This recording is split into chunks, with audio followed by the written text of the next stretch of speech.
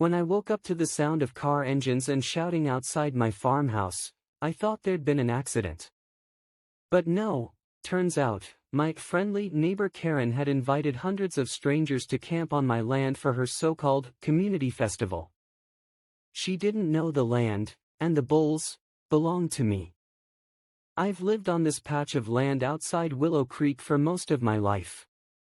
My father bought it when I was a kid, 40 acres of green pasture, a red barn that always needed paint, and a farmhouse that creaked every time the wind changed.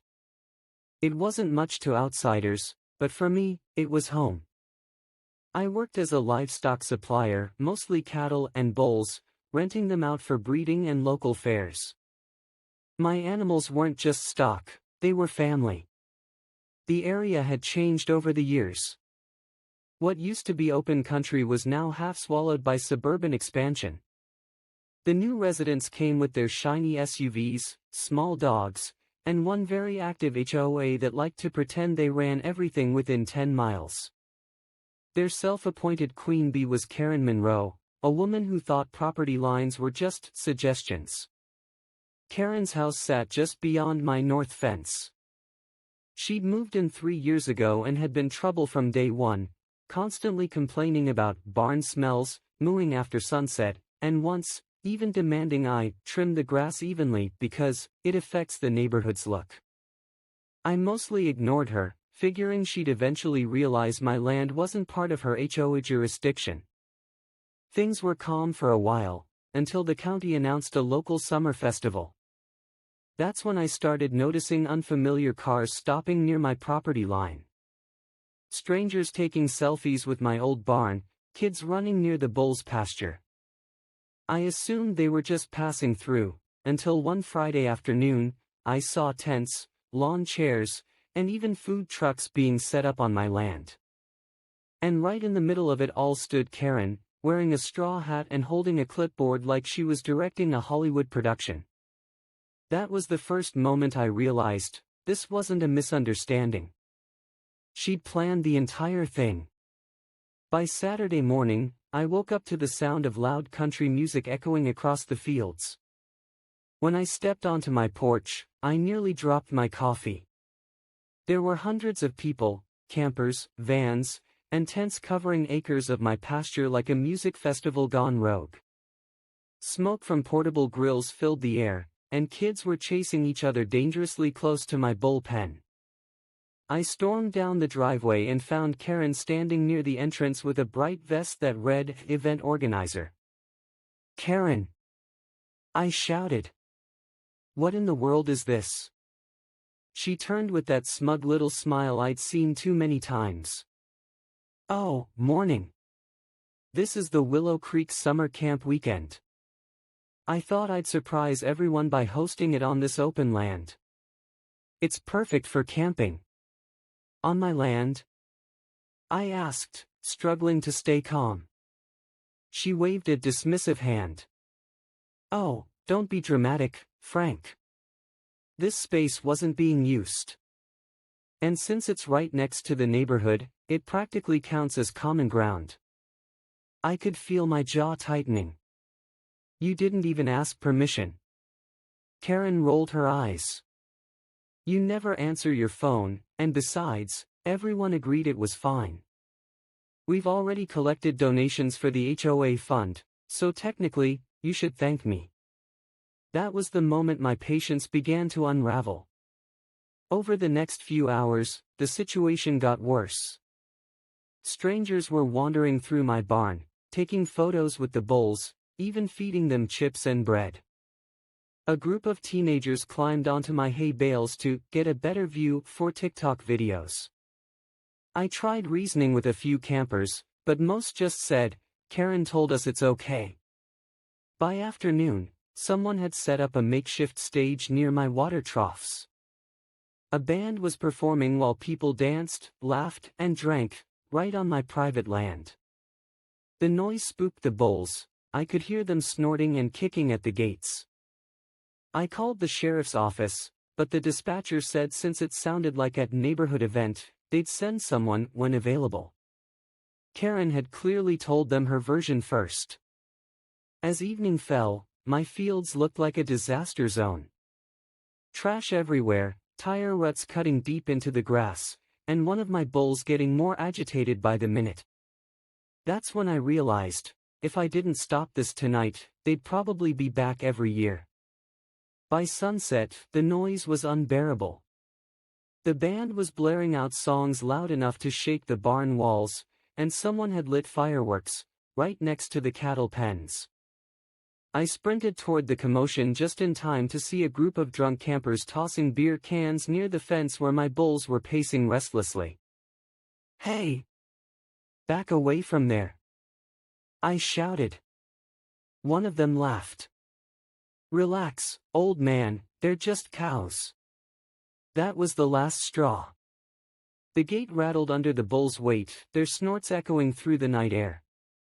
I rushed to secure it, but then Karen appeared again, holding a microphone, yelling over the music. "Everyone, gather near the fence. Look at the cute animals." She waved her arms like she was hosting a carnival. The crowd cheered, pressing closer. My blood ran cold. I warned her, "Karen, you're putting everyone in danger. Those are bulls, not pets." She smirked, that same condescending grin. "Oh, stop pretending you're the sheriff of this place, Frank.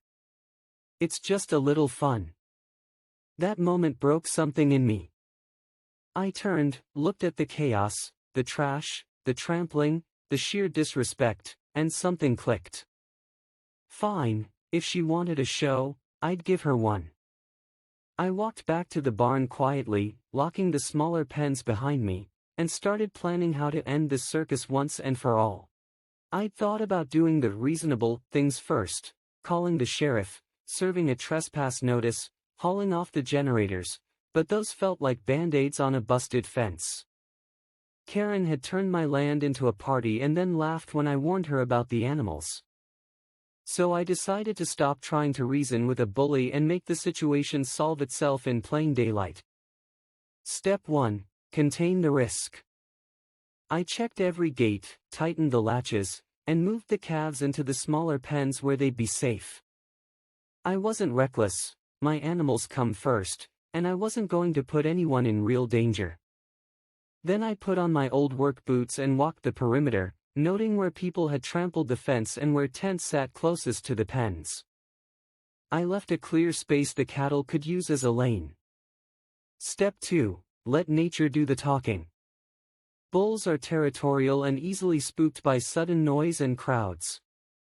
I didn't prod them with sticks or chase anyone. I removed the usual farm barriers in a way the herd would naturally move along the field edge. In short, I nudged the situation so the animals would drift toward the disturbance rather than toward my barns. It's not cruelty, it's redirecting their movement away from where they commonly graze. Mini twist: Karen had set up a live stream booth to boast about free camping, and she mocked me on camera. Her own broadcast captured everything: voices, music, and later, the animals' approach. That clip would become a record of intent more damning than any angry complaint. I stayed visible but calm, no threats, no theatrics, just a man walking his land and letting the herd reclaim the space they'd long owned. The only question left was how fast the crowd would realize they were on someone else's turf. It started with one deep snort echoing across the field. Karen was in the middle of bragging into her phone, something about how generous her community was, when the first of my bulls appeared over the small ridge. A big, dark red one named Rusty. He wasn't angry yet, just curious, ears flicking, eyes locked on the noise and flashing lights. Someone near the campfire laughed. "Oh look, free entertainment." That laughter didn't last long. A second bull followed, then a third. The crowd of campers slowly quieted as the realization set in that these weren't pets, they were half-ton animals heading straight toward their tents. I stayed at the far end of the field, hands in my pockets, watching calmly. Karen shouted, "Hey! Get those cows away from us." I called back, "They're not cows, Karen, they're bulls. And they're on my land. Then the panic began. Tents toppled, coolers spilled, and people scattered toward the road as the bulls lumbered forward, snorting and pawing at the ground. No one got hurt, but they didn't stick around to find out what would happen next. Cars roared to life, gravel flew, and within minutes, the once free camping festival looked like a battlefield after a storm. The best part? Karen's live stream was still rolling. Every second of her chaos, her screaming, her desperate attempts to control the situation, broadcasted live. Thousands saw it before she could delete it. By sundown, the land was empty again, the music gone, and the bulls were grazing peacefully, like they'd just done a hard day's honest work. By the next morning, the sheriff's department had already been to the property. I'd called them the previous evening, not to report an incident, but to clarify one. When they arrived, they found tire tracks, trash, a broken gate, and plenty of footage showing Karen's festival. Between my security cameras and her own livestream, there wasn't much left for her to deny. Karen tried, of course. She claimed I endangered them with wild animals. The deputy just raised an eyebrow and said, "Ma'am, you and your guests were trespassing. These bulls were in their enclosure. You broke the gate." That was the end of her argument. The county fined her heavily for illegal gathering, trespassing, and property damage. The HOA, embarrassed by the publicity, distanced itself completely, claiming they'd never approved any event. Several of the campers even filed complaints against her for putting them in danger. Within a week, the entire community knew what had happened. People I'd never spoken to before came by to shake my hand or drop off coffee, laughing about Karen's rodeo weekend. My property was cleaned, my fences repaired, and my bulls, well, they got extra feed that week. For the first time in months, my land was quiet again. Peaceful. Just how I liked it. You know, looking back at everything, I realized something. The HOA wasn't just trying to control property lines or appearances, they were trying to control people. My neighbors, myself, even their own board members. But once the truth came out, it was over. The land was mine. The freedom was mine. And peace finally returned to the community. Sometimes, standing your ground isn't about fighting, it's about outsmarting those who underestimate you. If you enjoyed this story, make sure to hit that subscribe button and join me for more real-life HOA revenge tales.